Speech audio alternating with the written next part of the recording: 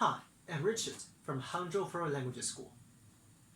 Have you ever heard of Mosul minority group, the only matriarchal people in China mainland? Well, actually, the first time that I have heard of a minority group that is matriarchal, I will think about their unique culture, their unique social traditions, and unique religion, and etc. And that's why I have done a research near Lugu Lake, where the Mosul people lived. I found the most interesting of their culture was a convention called male leaving marriage. The Mosul women could have babies with Mosul men, but they don't raise their children together. But Mosul women raise their children with their brothers, the children's uncles.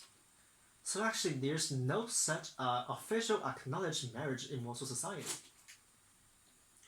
After the interview with a typical Mosul woman, Siu Bin, I found myself really interested in the Mosul culture. However, I also found a serious problem: the conflict between Mosul society or the minority society with the modern society or the majority society. For example, Siu Bin graduated from her college in 2017 and she got an offer soon after to work in a public school near the Mosul village. However, she was informed several days later that she could not work there because she didn't have a hukou, which is a certificate given by Chinese government to name you as a legal Chinese citizen. But if you want to get a hukou, you have to get legally married parents. So actually, no Mosul people could get a hukou because their parents are not legally married. And that's why Siu Bin had to go back to village and find her parents to get married. How ridiculous, isn't it? This country has established for more than 70 years, but these conflicts still cannot be solved.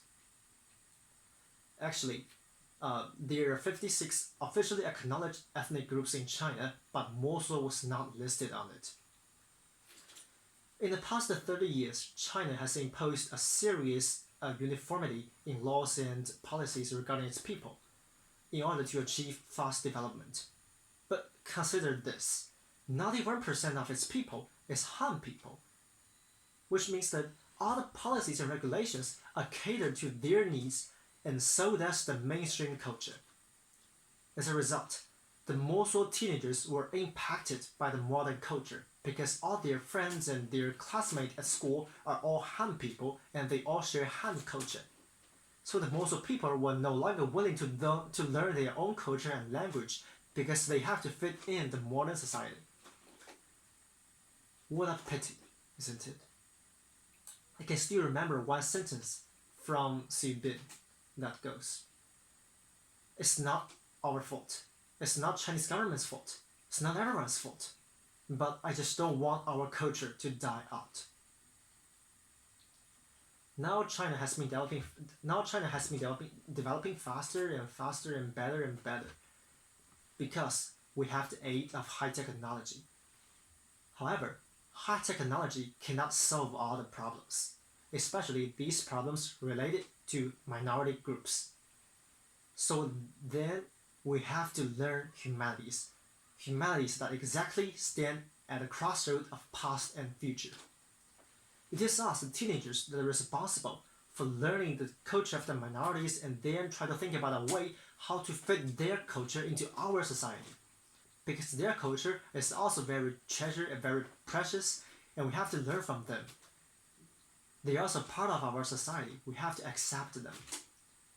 Thus, we have to pay real respect to them and make new laws according to their own culture and then legalize their traditions. Besides, I believe the case of Mosul society is not only happening in China, it also happens in all over the world. At the time being, the traditional ways of living is colliding with the modern society. Rather than excluding all the minority culture or the past culture out of the world, we have to remember one thing: diversity makes the world better. The minority culture should not perish from the earth. Their voice should always be heard. Thank you very much.